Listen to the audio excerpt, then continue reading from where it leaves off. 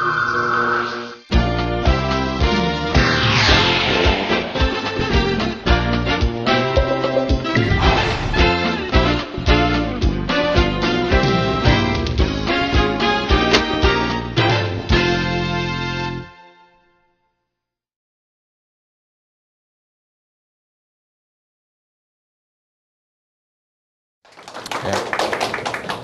감사합니다. 이제 시작하면 되는 거죠? 네. 안녕하십니까. 뭐 여기 써져 있는 대로 제 이름은 정대영이고요. 오늘 말씀드릴 주제는 뭐 위에 이렇게 화두를 써놨는데 뭐 이비니스라는 거는 우리가 그냥 늘상 얘기하는 어떻게 보면 이제 개론적인 방향에 더 가깝고요. 그 안에서 아주 이렇게 구체적인 방향으로 나가는 것들이 있습니다. 그런 주제 중에 하나가 매스 커스터마이제이션이라고 하는 것이 있는데 국내에도 사실은 알려져는 있어요. 근데 이제 번역을 하면은 예를 들어서 대량 맞춤이라고 이렇게 부르시는 분들도 있고 아니면은 그걸 음을 그대로 따가지고 한국말로도 매스 커스터마이제이션이라고 쓰시는 분들도 있어요. 그런 단어가 사실 경영서적이나 경제연구소에서 나오는 보고서나 이런 데도 자주 다루어지고 있는데 사실은 매스 커스터마이제이션이 뭡니까? 라고 물어본다거나 아니면 알고 계시는 매스 커스터마이제이션의 사례를 한번 이야기해 보십시오. 또는 여러분들이 매스 커스터마이제이션에 관련되어 있는 제품을 한번 사본 경험이 있다거나 아니면 서비스를 구매하신 경험이 있냐라고 물어보면은 사실은 첫 번째 질문서부터 세 번째 질문까지 다 모른다 또는 없다라고 이야기를 하세요. 사실 우리가 너무 피상적으로 알고 있는 거죠. 그래서 좀 더 이제 오늘은 구체적으로 매스 커스터마이제이션이라는 게 진짜 뭔지를 좀 이제 설명을 드리도록 하겠습니다. 그리고 저는 원래 학교에서 뭐 이렇게 수업을 한다 그러면 좀 이렇게 딱딱하게 이렇게 뭐 형식을 갖춰서 갈 수도 있겠지만 뭐 학교 떠나가지고 직장 생활하면서 이렇게 살아본 지 한 10여 년 되다 보니까 사실은 이렇게 들으시는 분들이 아 저게 뭐구나라고 쉽게 알아들을 수 있고 그 과정 중에서 뭔가 하나라도 가져가실 수 있는 게 중요한 거지 이렇게 뭐 서론 본론 결론 따지는 거는 사실 이렇게 중요하지 않다라고 생각을 해서 강의 자료도 사실은 좀 이렇게 쉽게 되어 있습니다. 그래서 그 내용을 보시고 아마 여러 가지 감흥을 느끼실 텐데 뭐 돌아가셔서 본인이 어떤 일을 하고 계시는 영역에 한번 접목을 해보시려고 생각을 해보신다거나 아니면 정말 앞으로 더 공부를 해나가실 때 있어서 이 방향에 대해서도 충분히 관심을 가지실 만한 계기를 드릴 수 있다라고 저는 일단 자신을 합니다. 강의 시작하겠습니다. 여기 뭐 이렇게 크게 써져 있죠. 안성 해가지고 이렇게 물음표 2개 있는데 이 안에 들어갈 단어가 뭘까요? 맞춤이죠. 제가 앞에서 맞춤이라고 말씀 안 드렸으면은 안성 그러면 탕면 뭐 이렇게 생각하셨을 가능성이 훨씬 더 큰데 일단 제가 앞에서 힌트는 드렸습니다. 자, 안성 맞춤이라는 게 도대체 그 어원이 뭐냐? 안성이라는 단어는 알고 맞춤은 아는데 우리는 사실 또 그 어원은 또 잘 몰라요. 우리가 사실 늘 이렇게 피상적으로 보고 살아온다라는 거죠. 여기 보면 여기 녹그릇 뜻이 있죠. 뭐 한자로 하면 이게 이제 육입니다, 육이. 근데 이제 안성 지방에서 워낙 만들었던 이런 녹그릇이나 유기가 유명했기 때문에 그런데요. 조금 더 구체적으로 한번 유래를 한번 보시죠. 제가 읽는 것보다 훨씬 더 빨리 읽으실 텐데 원래 안성에서 유기를 잘 만들었고요. 근데 이 안성 유기에도 보면은 장에다 그냥 쉽게 갖다 푸는 기성품, 소위 얘기하는 대량 생산에 의해서 만들어지는 장렉이라는 게 있었고 그리고 주문에 의해서 특별히 제작되는 맞춤 제품이 있었는데 이 맞춤 제품 자체가 워낙 유명했기 때문에 사실은 이제 안성 맞춤이라는 이제 단어가 나타나게 된 겁니다. 그래서 제가 오늘 말씀드릴 주제도 사실은 현대판 안성 맞춤이라고 저는 생각을 해요. 그래서 이제 이 내용을 설명드리는데, 자, 뭐 앞부분은 다 똑같습니다. 뭐 매스 커스터마이제이션의 정의와 사례, 매스 커스터마이제이션의 기대 효과 이렇게 나가기 때문에 매스 커스터마이제이션과 관련돼서 도대체 어떤 것들이 있는지에 대해서 한번 쭉 훑어볼 텐데요. 일단 시작이 딱딱하게 정의부터 가면은 정의와 사례라고는 했는데 그러면 또 졸립잖아요. 그래서 일단 사례부터 한번 들어가 보겠습니다.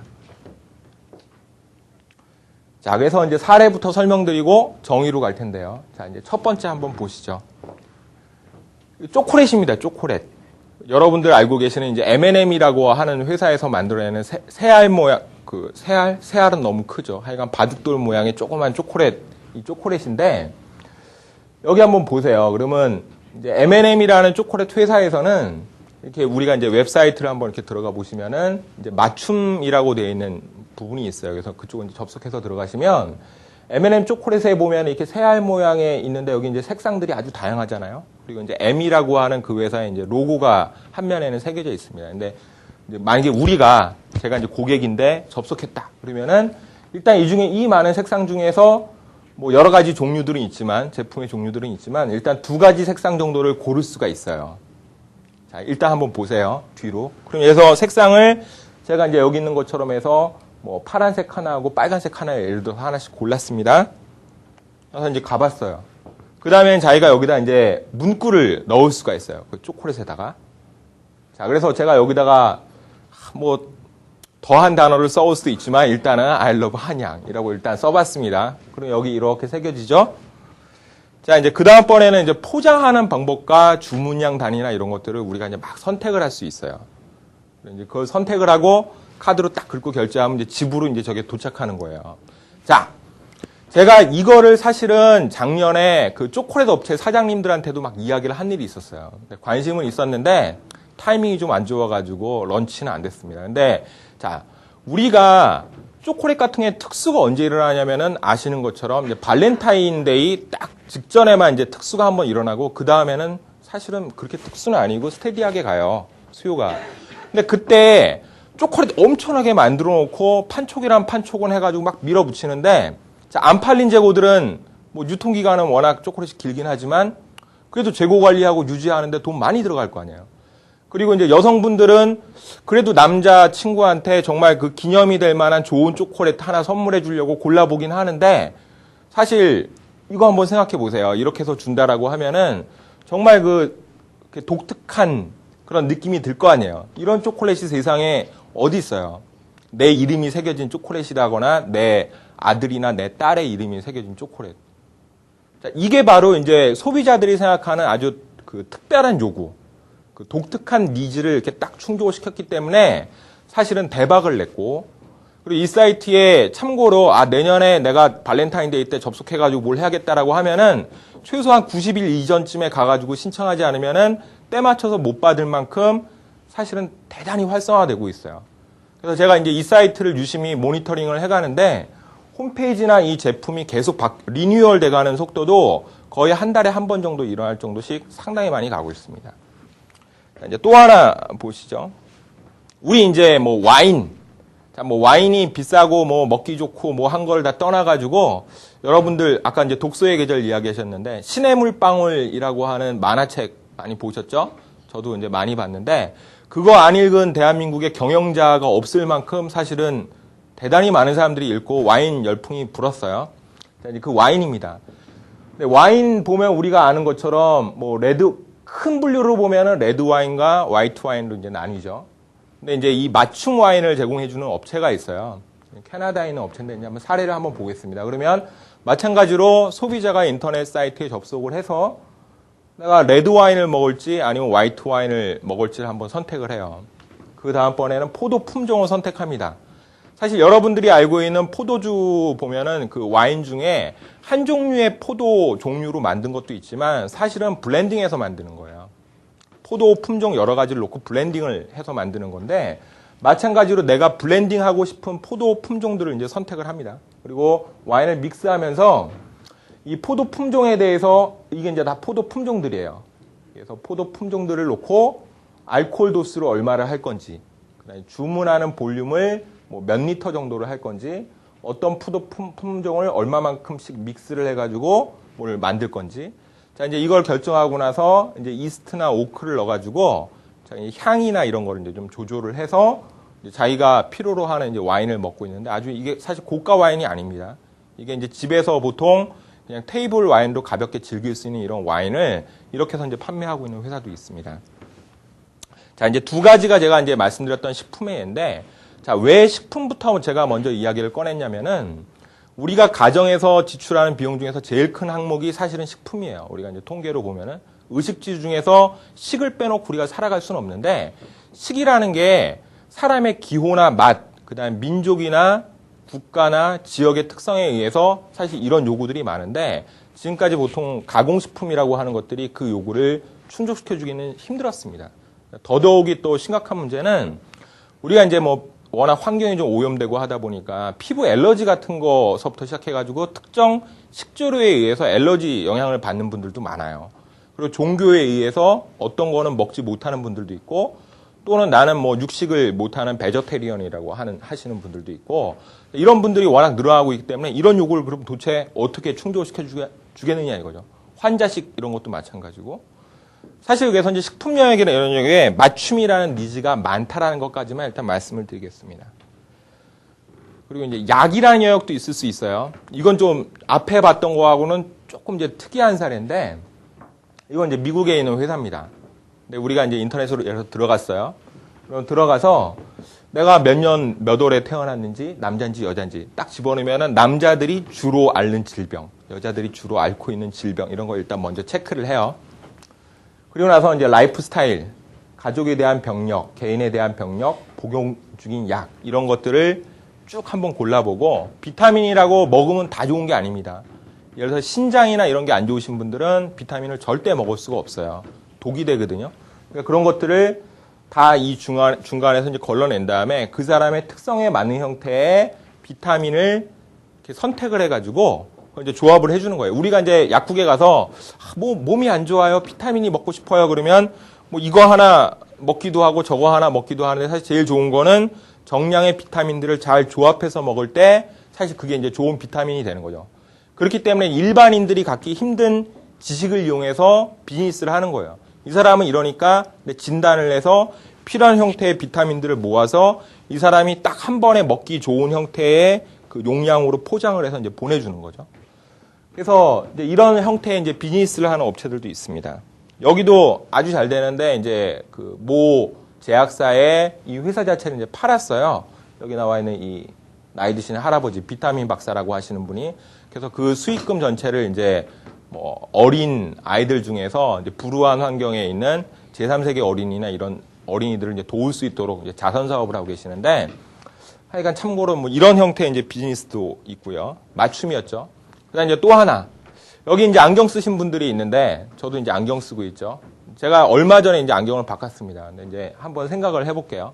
제가 이제 안경을 바꾸러 가든지 아니면 학교 다닐 때는 뭐 족구라는 거 하다 보면은 딱 안경 떨어뜨리면 깨지진 않잖아요. 근데 이제 발로 밟으면 완전히 이제 박살이 나잖아요. 그래서 안경 사러 갑니다. 이제 안경 없는 상태에서 가면은 여기 쫙 있는 거 중에서 뭐 마음에 드는 거 있으면 한번 골라보세요. 그래요.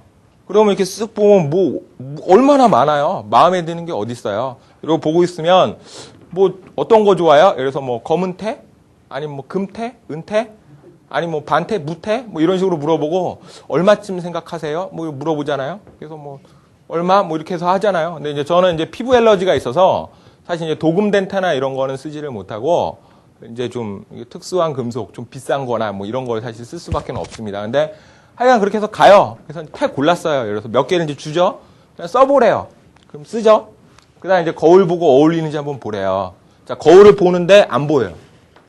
왜냐하면 안경 알이 없잖아요. 그냥 빈 안경만 쓰고 이게 내 얼굴에 어울리는지 안 어울리는지 어떻게 알아요?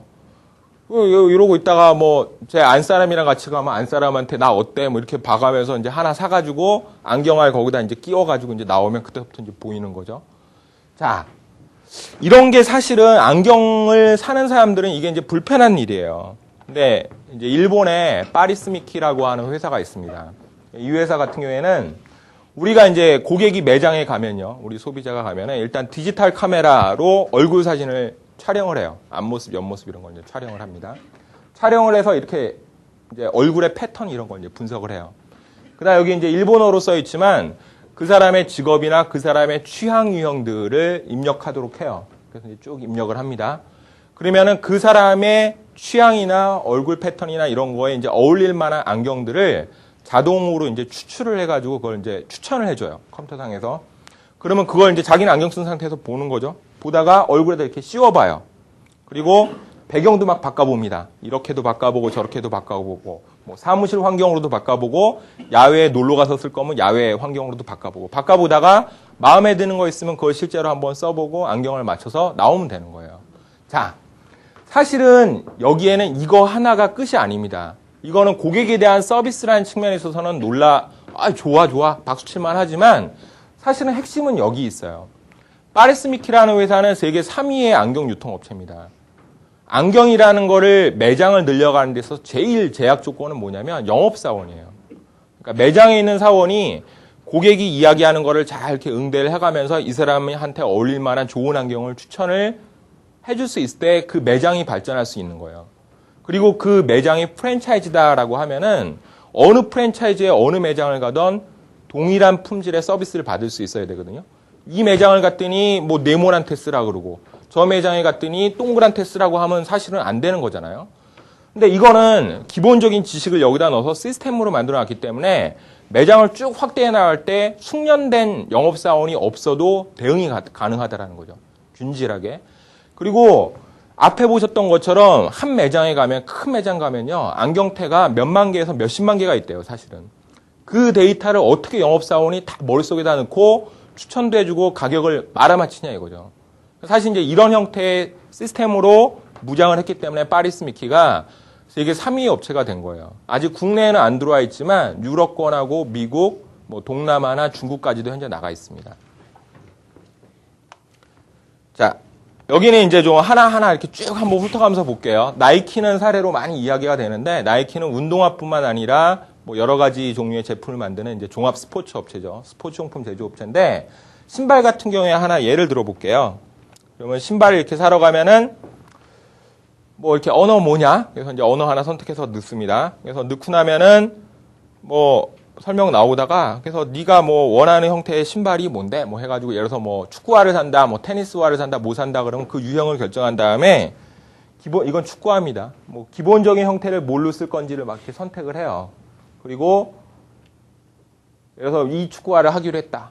그러면 이 축구화에 대해서 이렇게 부위별로 보면은 뭐 여기 여기 이제 로고에 있는 부분, 뭐 뒤, 여기 깔창 부분 이런 것들에 대해서 자기가 원하는 형태의 색상이나 이런 걸로 전부 다 결정을 할 수가 있어요. 그래서 여기 뭐 한국 국기도 있습니다. 대한민국 태극기 이런 것도 선택하면은 이런 부분에 이렇게 들어갈 수도 있고 해서 이렇게 다 이렇게 자기 마음대로 이렇게 막 바꿔갈 수가 있어요. 그렇게 해서 다 끝내고 나면은 이제 이거 주문해가지고 딱 받으면 이제 우리 집에서 내 맞춤 신발이 하나가 이제 나올 수 있는 거예요. 자, 근데 이거는 사실 제가 딱 보여드린 이유가 유명하긴 한데 맞춤 중에는 사실 수준이 그렇게 높은 게 아니거든요. 그래서 말씀드린 거고, 자, 수준 높은 걸 한번 보죠. 이거는 이제 미 아디다스라고 독일어로 이제 미가 영어로 따지면 이제 마이가 되죠. 그래서 이제 나의 아디다스인데 아디다스 걸 한번 보세요. 그러면 사람이 이렇게 생긴 위에 이렇게 신발을 벗고 올라가면은 발의 사이즈, 양발의 사이즈를 쫙 잽니다. 그리고 그 사람의 보폭이나 운동하는 형태로 보면은 자기 바닥면에 어떤 부위에 어떤 형태의 압력이 가해지는지 그 사람의 그 걷는 습관이나 뛰는 습관에 따라서 이거를 다 측정을 해요. 그렇게 하고 이 사람이 원하는 형태의 디자인, 앞에서 보셨던 것까지를 다 해가지고 맞춤으로 보내줘요. 그러면 정말 자기 발에 딱 맞는 게 돼요. 여러분들 믿지 않으실지도 모르겠지만 왼발과 오른발의 형태나 사이즈가 동일한 사람은 전 세계에 한 명도 없대요. 사실 그리고 이 발이라는 게 하루 왼종일 이 고생을 하는 놈이잖아요. 그래서 이제 신발이라는 게 중요한데 마이 아디다스 말고도 이제 필라에도 마찬가지로 이제 아다토라고 하는 프로그램이 지금 여기 앞에서 보신 거랑 이제 똑같이 돼 있어요. 근데 이런 형태의 서비스는 지금 한국에서도 받을 수 있어요. 우리나라 매장에서도 현재 이런 서비스가 있습니다. 앞부분에 나왔던 그 나이키 사례는 아직 한국으로 배송이 안 돼요. 그러니까 뭐 태극기는 새길 수 있어도 미국에 살면 제품을 받을 수 있지 한국에서는 아직 못 받아요. 하지만 이제 이쪽은 다 국내에서도 할 수 있습니다. 자, 그리고 이제 옷으로 한번 가볼게요. 옷으로 가보면 예를 들어서 청바지 업체 중에서 여러분들 유명한 데 대보십시오. 그러면은 이제 뭐 몇 개 꼽으시겠죠. 근데 그 중에서 IC3D라는 회사가 있는지 없는지는 아마 대부분 모르실 거예요. 하지만 이제 미국 내에서는 뭐 4대 브랜드 또는 5대 브랜드의 이제 하나라고 갑자기 이제 알려진 신생 업체입니다. 왜 이렇게 유명해졌느냐? 여기 한번 그냥 과정만 먼저 보시면은 여기는 이제 내가 뭐 남자냐 여자냐 기본적으로 고르고 여기 이제 쭉 나가는 이제 옷에 대해서 소위 얘기하는 이제 품새를 결정하는 부분들로 이제 선택할 수 있는 것들이 최소한 한 11가지 단계가 있는데, 예를 들어서 한번 말씀드리면은 청바지에 이렇게 바지를 입는다 그러면 여기 이제 허리띠에는 여기 끈이 있잖아요. 조그만 구멍. 이거를 이제 몇 개를 만들지. 자, 주머니를 만든다라고 하면은 동전 주머니 조그만 걸 만들지 말지. 뒤에 예를 들어서 청바지 뒤에 주머니를 만들면 만들 건지 말 건지. 내가 좀 헐렁하게 입는 사람인지 아니면 내가 타이트하게 입는 사람인지. 여자분들 같은 경우에는 일반 운동화를 신을 때하고 하이힐을 신을 때하고 사실 그 길이가 다르다 그러더라고요. 그러면 이제 그거에 대해서 내가 이거 하이힐용인지 뭔지. 예를 들어서 이런 것들을 쫙 선택하는 과정이 여기 이제 11가지예요. 그 다음번에는 자기의 이제 체형에 맞춰서 이거는 이제 스타일을 선택한 거고 신체를 이제 측정하는 거죠. 그래서 뭐 이 부분 허리 측정하고 뭐 이 부분 뭐 허벅지 측정하고 이런 거를 쫙 해가지고 마찬가지로 한 10몇 군데를 측정을 해가지고 이 데이터를 같이 넣어주면은 이 사람을 위한 소위 이제 맞춤 청바지라는 걸 만들어주는 거예요. 그러면은 대략 한 99.7%인가 하는 사람들이 퍼펙트하게 만족한다라고 하더라고요. 이 옷이라는 거는 저처럼 이렇게 좀 신체가 발달되지 않은 사람일수록 스트레스를 받아요. 그래서 제가 이제 양복을 하나 사러 갔다.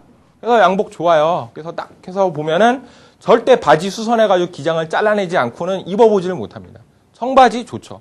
가서 보면은 좋은 것 같은데 쑥뚝 잘라내고 나면은 갑자기 뭐 혼자서 핫자리가 된 것 같고 몸에 잘 안 맞아요. 안 어울려요. 그러니까 이제 옷이라는 거는 사실 뭐 패션이다, 기능이다 이런 얘기를 하지만 핏이라고 하는 게 있어요. 이제 의류 쪽 하시는 분들이 얘기하는 FIT.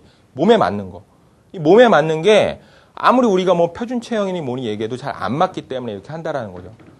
저 셔츠 이런 건 대부분 이제 맞춤으로 하는데 나이가 들어가니까 배 나오고 목은 굵어지는데 다른 데는 발전을 안 하고 기성품은 안 맞고 그러니까 맞춤으로 갈 수밖에 없어요. 이런 요구들을 사실은 기존에 대량 생산된 이런 제품들이 충족을 못 시켜준다라는 거죠. 가방도 마찬가지로 있습니다. 그래서 뭐 가방 이거는 말 그대로 그냥 스타일인데 뭐 재질을 어떤 걸 쓰고 색상을 어떤 걸 쓰느냐에 따라서 조합을 해가지고 이런 뭐 가방을 만드는 형태도 있을 수 있고요. 가구의 경우에도 이제 재밌는 사례가 있습니다. 우리나라도 한번 생각을 해봐야 되는데 이게 이제 미국과 캐나다 지역에 있어서 이제 중국 가구들이 얼마나 많이 수입이 돼서 들어오고 있는지를 이제 보여주고 있는 그래프입니다. 그러니까 국내산보다는 아무래도 저기 중국산이 싸잖아요. 우리나라도 보면은 가구업계나 이런 데들이 중국 업체들한테서 막 이렇게 밀려서 고생을 하고 있는데 예외적으로 잉글랜드 퍼니처라고 하는 회사는 이런 어려운 환경 속에서도 회사가 성장을 하고 공장을 더 짓고 직원도 월급을 더 주고 있고 수익이 더 나고 있어요. 그 이유가 뭐냐? 가구라는 걸 맞춤으로 해주고 있다는 거거든요. 그래서 가구 맞춤이 도대체 뭘까? 내 사이즈에 맞는 걸까?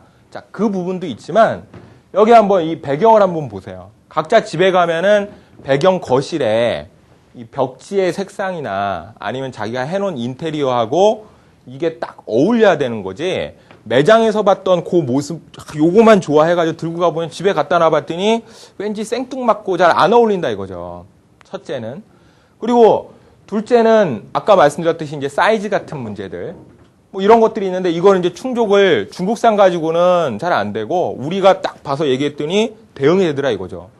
이 차이에서 또 뭐가 있냐면은 중국산 저가 가구는 만들어진 다음에 배를 타고 미국으로 와가지고 다시 미국의 거점별로 흩어지고 해서 가정으로 들어올 때까지 최소한 90일에서 120일 정도가 걸리는데 만약에 맞춤을 한다라고 해도 여기 미국 내에서는 좀 가격은 좀 비싸간다 하더라도 고객이 주문하고 맞춤으로 받는 데까지 보름이나 여기도 좀 느리긴 해요. 뭐 보름이나 30일 내에는 받을 수 있다라고 하는데 그것만으로도 미국 사람들이 좋아한대요.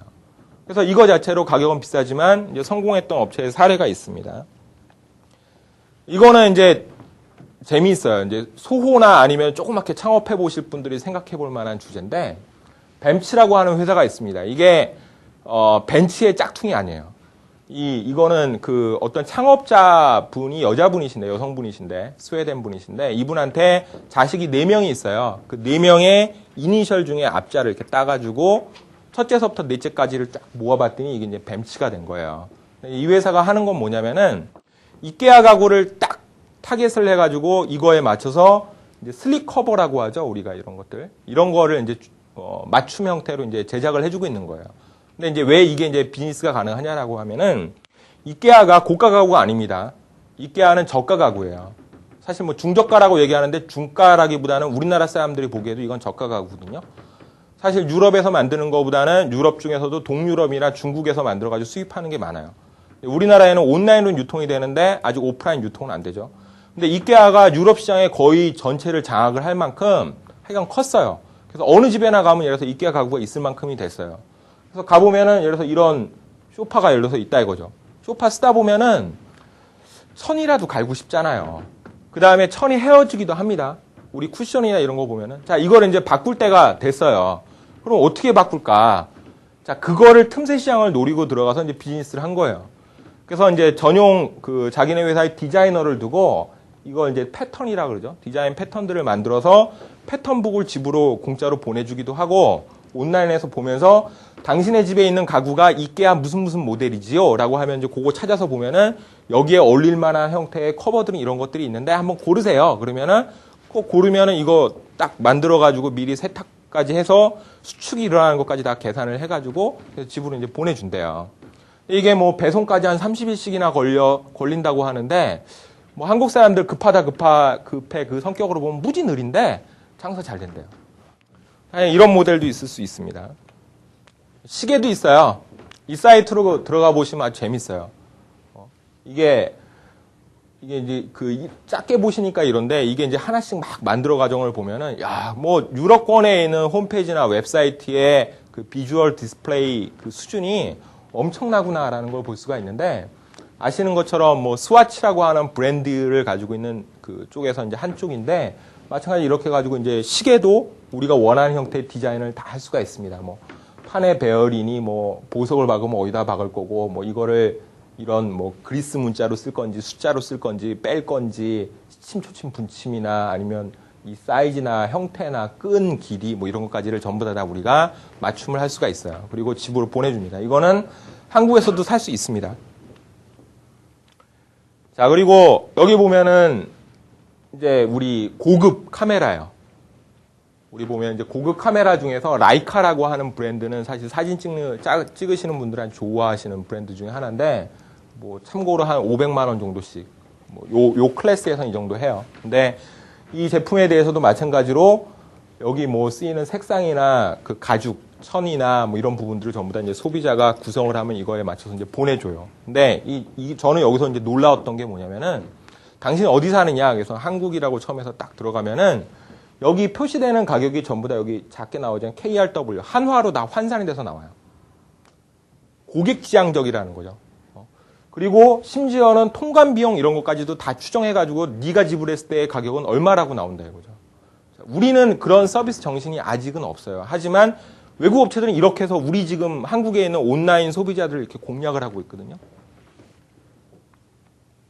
심지어는 보석도 있습니다. 이 큐비가 아니라 진짜 보석이에요. 이게 얼마나 돈 많은 사람들이 이렇게 하는지는 모르겠지만 뭐 하여간 뭐 다이아몬드 목걸이서부터 해서 반지 이런 것까지도 전부 다 이렇게 뭐 맞춤으로 이렇게 제공해 줄 수 있는 업체들도 있습니다.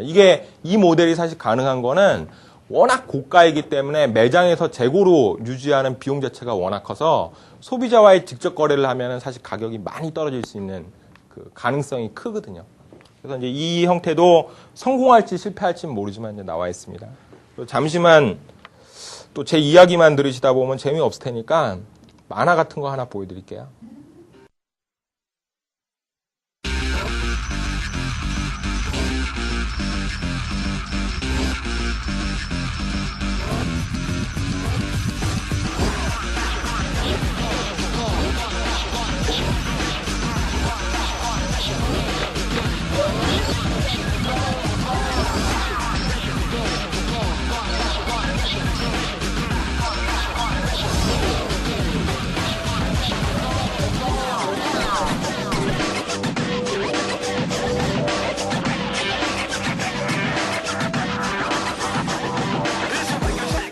자, 이제 갔으니까 가라고 하고요.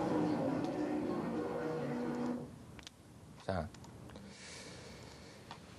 제가 왜 이 말씀을 드렸냐면은 지금 앞에 보여드렸던 그 만화같이 생긴 거는 게임 사이트에서 당신이 원하는 형태의 차량을 디자인을 해가지고 게임 한번 해볼 수 있다는 걸 알려주는 광고였어요. 이게 이제 현실이라는 걸 말씀드리는 건데 자, 이거 제너럴 모터스의 사이트인데 앞에서 말씀드렸던 그 흐름하고 사실은 같습니다. 그리고 이쪽은 이제 아우디 쪽이고 세계의 소위 얘기하는 명차 업체들이나 글로벌 업체라고 하는 데들은 전부 다 이런 형태의 맞춤 서비스를 하고 있어요. 온라인으로도 하고 있어요. 그리고 이거를 자기네들은 이제 BTO 중에서도 3데이 카 프로젝트라고 이제 이름을 붙이고 있는데 3데이가 뭐냐면은 고객이 주문한 다음에 고객이 집 앞에 자기가 맞춤 형태의 그 자동차가 딱 도착하는 시간까지를 3일로 줄여보겠다라는 거예요. 근데 사실은 이거는 진짜 비전에 좀 가깝고 현실로는 이게 한 30일에서 현재 60일 정도라고 합니다. 내 주문한 다음에 딱 내 사양에 맞는 자동차가 도착할 때 걸리는 시간이. 근데 이걸 이제 줄이고자 하는 것들이죠. 여기 한번 참고로 보시면은 지금은 이제 더 심하다라고 얘기를 하는데 이게 이제 그 유럽권의 경우에 이전에는 이렇게 주문 생산 우리가 할 수도 있었어요. 하지만 이 주문 생산을 한다라는 사람들의 비율이 사실은 그다지 많지 않고 소위 얘기하는 우리 딜러들 있잖아요. 길거리에 있는 자동차 가게들 여기 가가지고 이렇게 카탈로그 보고 제품 보고 한번 타본 다음에 그냥 이렇게 이걸로 해주세요. 뭐 옵션은 이렇게 해주시고요. 뭐 그 정도로만 하는 거 또는 딜러가 이거 재고 있는데 이거 사시면은 제가 좀 100만 원 깎아드릴게요. 뭐 해가지고 사는 거 이게 사실 많았는데 이런 것들은 점점 줄고 이제 내가 원하는 자동차를 딱 구성을 해가지고 주고 기다린다 이거죠. 기다려서 사겠다라는 사람들의 비중이 점점 이렇게 늘어난다 이거죠. 자동차 한 번 사가지고 몇 달 타고 버리는 게 아니라 몇 년은 타는 거기 때문에 사람들이 그만큼 애착이 더 큰 거예요. 여기 보시면은 이거보다 지금은 다들 더 늘어나 있는데 뭐 닛산, 혼다 쭉 있지만 여기 소위 얘기하는 벤츠 E 클래스하고 S 클래스에서 나올 수 있는 이 다양성이에요. 자동차를 하나 만들어 놨을 때 이게 몇 종류가 가능하냐 이거죠.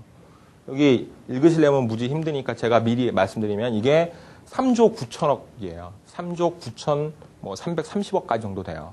지구상에 있는 인구가 50억 정도잖아요. 3조가 넘어요, 지금. 4조를 향해서 가잖아요.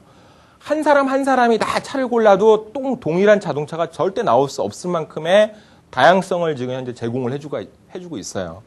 벤츠 같은 경우에는. 근데 이 외에도 이 업체들이 다 이런 형태의 프로젝트를 다 추진하고 있기 때문에 이거보다는 현재 훨씬 더 늘어났을 겁니다. 앞에서 사례 많이 말씀드렸는데 이런 형태의 왜 맞춤 제품이나 맞춤 서비스라는 얘기가 왜 막 화두가 되고 있고 이게 증가하고 있느냐. 첫 번째는 공급이 수요를 그냥 조금 초과한 정도가 아니라 무진장하게 지금 초과하고 있거든요. 어떻게든지 막 팔아야겠어요. 경쟁은 치열해졌죠.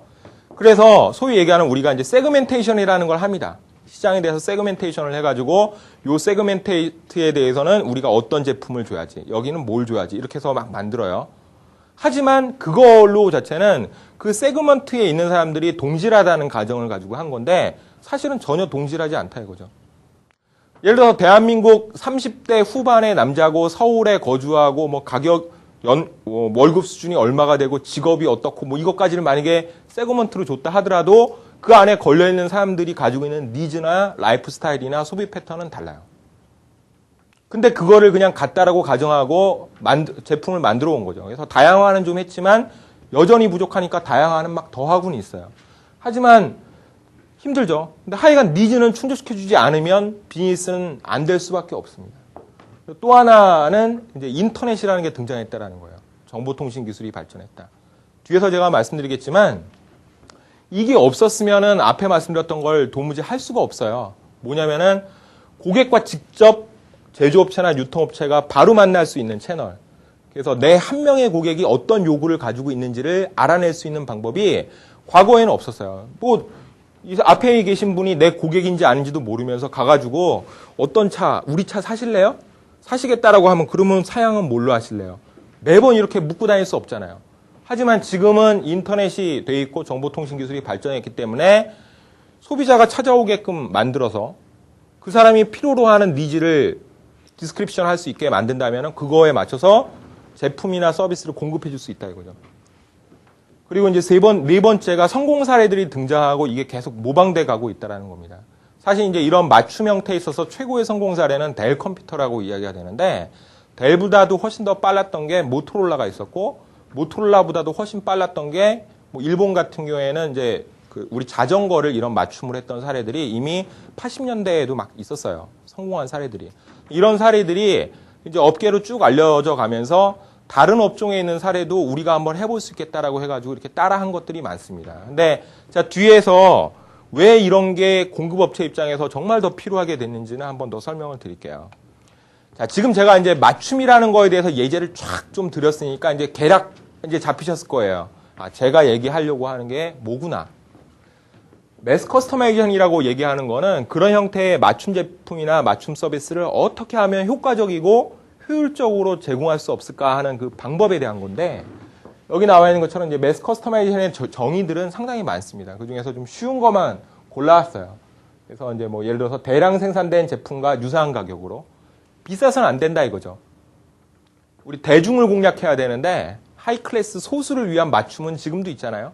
그런 게 아니라 일반 사람들이 맞춤을 서비스나 맞춤 제품을 사용할 수 있도록 저렴하게 그리고 고객의 독특한 니즈를 충족할 수 있는 거를 가능한 한 이렇게 신속하게 설계, 생산, 배송할 수 있는 이런 능력이라고도 얘기를 하고, 또는 같은 이야기지만 유사한 가격이 나오려면은 효율성이 있어야 되죠. 그래서 대량 생산에 필적하는 효율성, 가격을 낮추자는 얘기고, 개별 고객의 니즈를 충족해 줄 수 있는 뭐 상품이나 서비스를 제공할 수 있는 이런 기술과 시스템을 보통 우리가 이제 매스 커스터마이제이션이라고 이야기를 하고 있습니다. 자, 그래서 이제 말씀드리고자 하는 거는 과거에는 우리가 이제 대량 생산이었고 지금 현재를 바라보고 있는 건 대부분 다품종 소량 생산이에요. 하지만 이것도 이쪽으로 가고 있다 이거죠.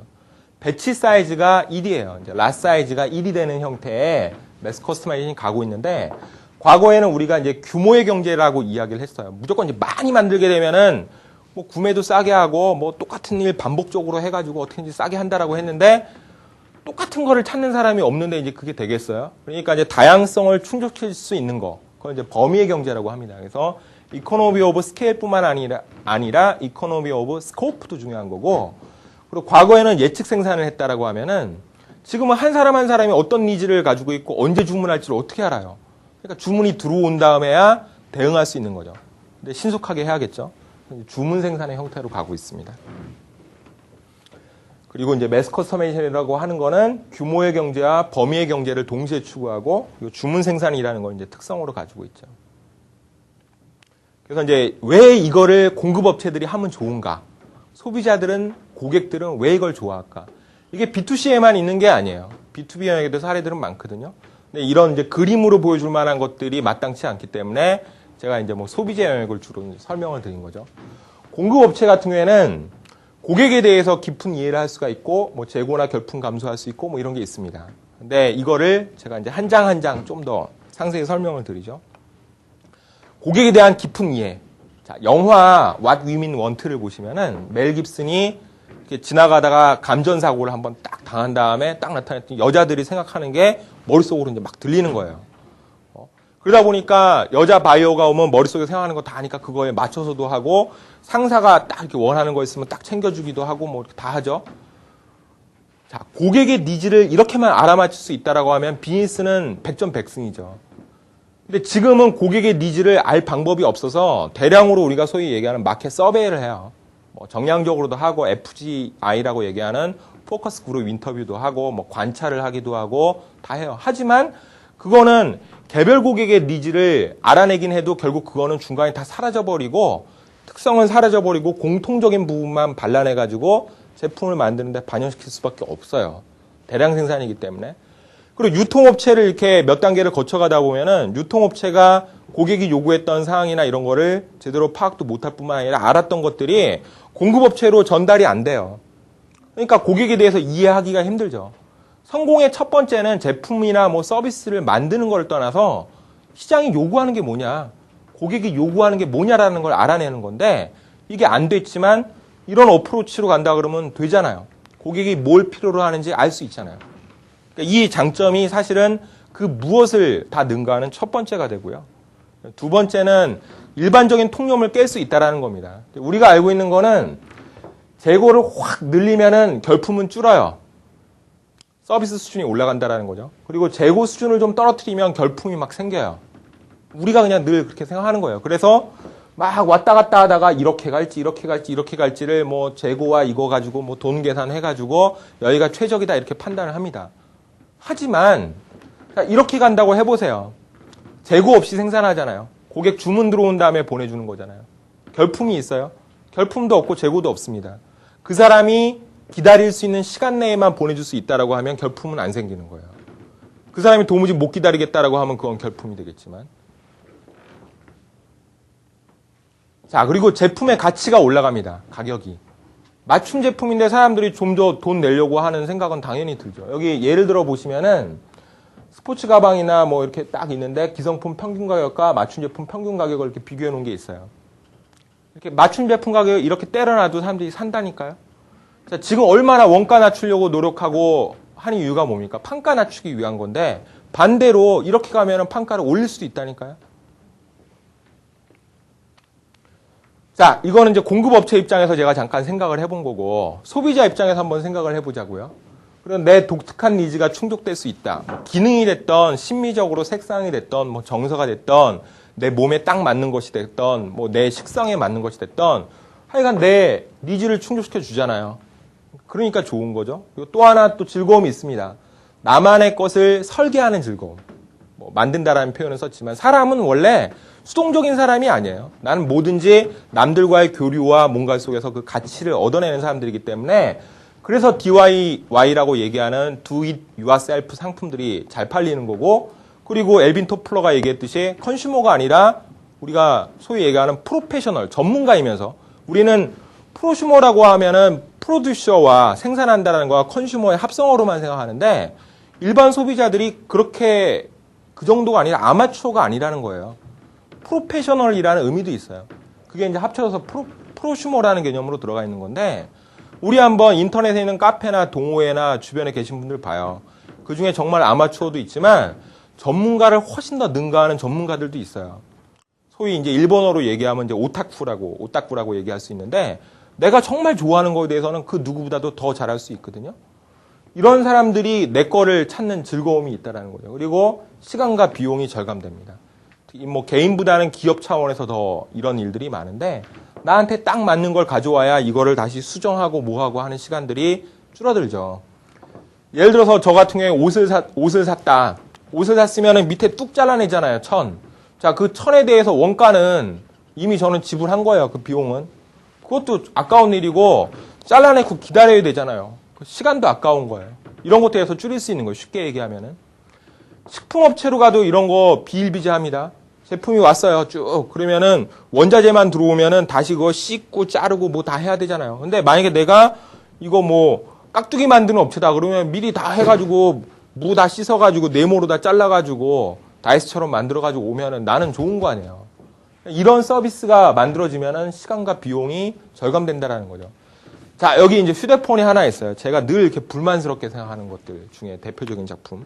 저는 이 휴대폰에서 MP3 플레이어 안 써요. 저는 한 번도 휴대폰에는 MP3 플레이어 써본 일이 없습니다. 게임 한 번도 해본 일 없어요.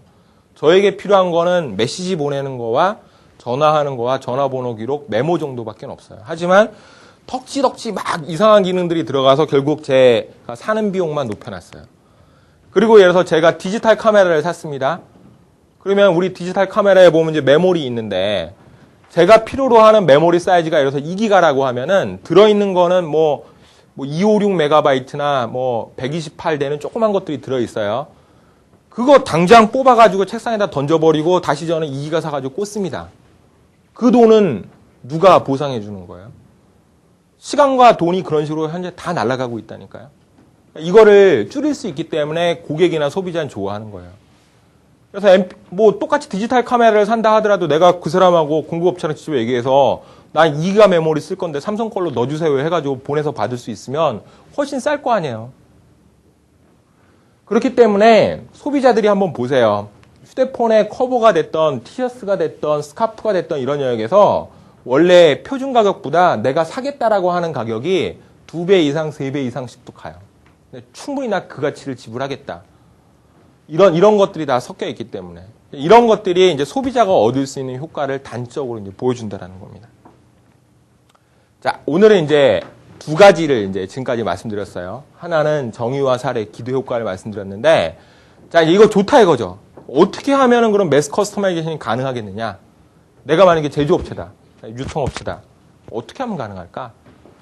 사실 쉽지 않은 것처럼도 보이고 알아야 되는 것도 많습니다. 근데 그 중에서 뭐 요약해서 중요한 것만 제가 말씀드릴게요. 첫 번째는 고객 주도의 제품 개발. 이걸 뭐 코디자인이라고 얘기하기도 하고 커스터머 인티그레이션이라고 이야기하기도 합니다. 그리고 두 번째가 주문 생산. 그리고 세 번째가 제품 구조의 모듈화. 모듈러 디자인 또는 플랫폼에 대한 활용이라고 얘기를 해요. 자, 이제 이 하나하나에 대해서 조금씩만 더 설명을 드리죠. 고객 주도의 제품 개발이라고 얘기하는 도대체 컨셉이 뭐냐? 과거에는 이런 서플라이어들이 자기들이 선행 연구를 하고 뭐 시장 조사를 하고 그걸로 뭐 컨셉을 만들고 프로토타입을 만들고 테스트를 해보고 다시 이거를 또 뭐 한번 수정을 하고 다시 소비자한테 또 테스트를 하고 하는 프로토타입과 테스트의 과정을 막 반복을 하다 나중에 양산 준비가 다 되면은 이제 양산을 쫙 해가지고 밀어붙이고 이렇게 가요. 그 와중에 이제 커스터머가 잠깐 껴있다라고 얘기하는 게 아까 말씀드린 것처럼 처음에 시장 조사할 때 저를 괴롭힙니다. 한번 제가 어쩌다 걸리면 컨셉 개발한 다음에 이 컨셉이 맞는지 안 맞는지를 불러다 놓고 인터뷰를 할 때 소비자가 한번 또 걸려 들어가요. 프로토타입 만들고 나서 프로토타입이 이게 마음에 드는지 한번 보라고 또 테스트하면서 내 이거 마음에 안 든다 그러면 또 수정하고 하는 과정을 반복합니다. 그래서 제품 개발 기간이라는 게 길 수밖에 없고 돈도 많이 들어갈 수밖에 없어요. 하지만 그게 아니라 선행 개발 연구라는 거는 좀 짧게 해가지고 확실하게 해놓고 뭐 소비자들이 신발을 신는데 뭐 유형들이 갑자기 아주 이상한 게 나오지는 않을 거라고 가정하면은 운동하면 운동화 중에서 테니스 하면 테니스와 영역에서 꼭 필요한 것들에 대해서 미리 다 소비자들이 어떤 형태의 요구들이 좀 차이가 날 수 있는 부분이 있다라는 거를 다 정의를 하는 거예요. 그런 형태들에 의해서 이제 선행 개발입니다. 이런 걸 하고 나서 디자인서부터 프로토타입을 만들고 테스트하는 과정은 전부 다 고객한테 아웃소싱을 하는 거예요. 자, 인터넷으로 내가 들어가서 내가 디자인합니다. 사이즈도 디자인하고 색상도 디자인하고 다 합니다. 해서 옆에 화면에 보여요. 내가 설계한 게 어떤 모양으로 만들어졌는지. 자, 그 프로토타입을 봤어요. 보고 나서 마음에 안 들면 색상을 바꾸고 천을 바꾸고 다 바꾸죠. 테스트를 해서 피드백을 하면서 이거를 내가 돌리는 거예요. 소비자가. 이런 형태가 B2C에만 있는 게 아니라 B2B 영역에도 사실은 많아요. 하나만 제가 말씀드리면은 G 플래스틱스 같은 회사는 이제 플라스틱 레진을 만드는 회사입니다. 레진이라고 얘기하는 거는 우리가 이런 이제 휴대폰에 이런 이제 껍데기 같은 것들, 이런 것들이 이제 레진을 녹여가지고 만든 거예요. 이제 금형을 먼저 만들고 거기다 이제 레진의 조그만 쌀알갱이 같은 덩어리로 되어 있는데 그걸 이제 녹여서 집어넣어서 이제 적절한 온도와 압력과 시간을 맞춰주면 녹아서 이제 그 틀이 만들어지는 거거든요. 근데 그 레진이라는 거를 선택하는 게 상당히 힘들어요. 금형업체에도 몇 년 있어 봤는데요. 컨설팅을 해봤는데 쉽지 않아요. 신제품이 나오면 이제 레진을 선정하고 뭐 테스트하고 하는 과정을 아주 여러 차례 겪게 돼 있는데 G 플래스틱스 같은 회사는 이거를 이제 자기네들의 지식을 인터넷에 이제 다 올려놨어요. 그래서 이제 제가 이제 그 개발하는 사람이라고 하면은 거기 들어가서 제 금형의 모습이나 뭐 만들고자 하는 거를 이렇게 다 거기다 해서 자료로 올려요. 그 다음번에 그 회사가 가지고 있는 레진이라고 얘기하는 거와 그 몇 가지 첨가물을 녹여가지고 특정 온도와 압력과 조건을 집어넣어서 한번 이렇게 해봐요. 그러면 소위 얘기하는 몰드 플로우 어널리시스라고 하는 과정을 그 웹사이트 상에서 이렇게 돌려볼 수가 있어요. 그러면은 내가 원하는 형태의 물성이나 공정 특성이 나올 수 있는지를 미리 체크를 해보고 된다라고 하면은 그런 형태의 그 레진을 골라가지고 이제 주문을 할 수가 있어요. 직접 살 수도 있고 일단 테스트 샘플을 사가지고 테스트를 해본 다음에 마음에 들면 이제 대량 구매를 할 수도 있죠. 그런 식으로 이제 비즈니스를 하는 사례들도 있습니다. B2B에도 사례들이 있거든요. 그냥 중요한 건 뭐냐면 이렇게 디자인이 완전히 내 세상이라고 생각했던 영역을 그냥 다 이렇게 아웃소싱을 준다 이거죠. 고객한테. 이게 소위 얘기해서 소위 이노베이션이라고 하는 거는 내가 하는 게 아니라 고객이 주도해서 할 수 있다라고 주는 거예요. 그래서 이제 CAI라는 용어로 이제 쓰기도 합니다. 그래서 이제 CAI라는 걸 한다라고 하면은 고객한테 적절한 도구를 주지 않으면 안 되거든요. 그게 이제 소위 얘기하는 툴킷이에요. 제가 이제 예를 들어서 미장원에 갔어요. 그래서 미장원에 가서 이제 안 씁니다. 그럼 어떻게 잘라드릴까요? 그러면은 어떤 분들은 뭐 머리는 여기서 몇 센치 정도로 해서 깎아주시고요. 뭘 어떻고 얘기하지만 저는 이렇게 얘기하죠. 그냥 대충 짧지 않게 해요. 뭐 그러면 대충 짧지 않게 알아서 깎고 나서 저보고 마음에 들어요? 그러면 마음에 들던 안 들던 그냥 나와요. 네? 어떤 때는 짧게 깎아주기도 하고 어떤 때는 좀 길게 깎아주기도 하죠.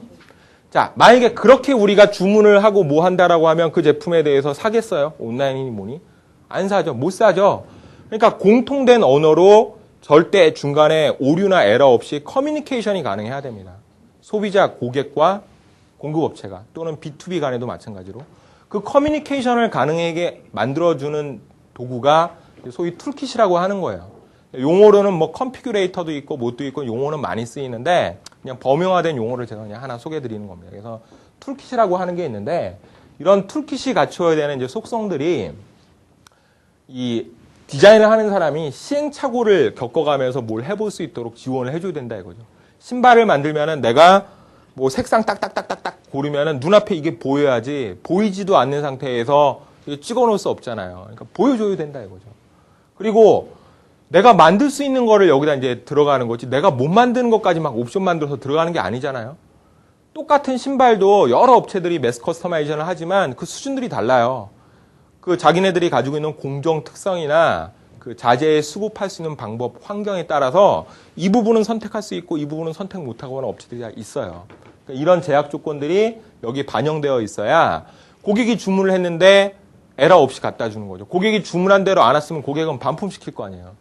그러니까 이 조건이 이 안에는 반영되어 있어야 되는 거고 그 다음에 특히 이제 일반인들이 사용하는 경우에는 편해야 된다 이거죠.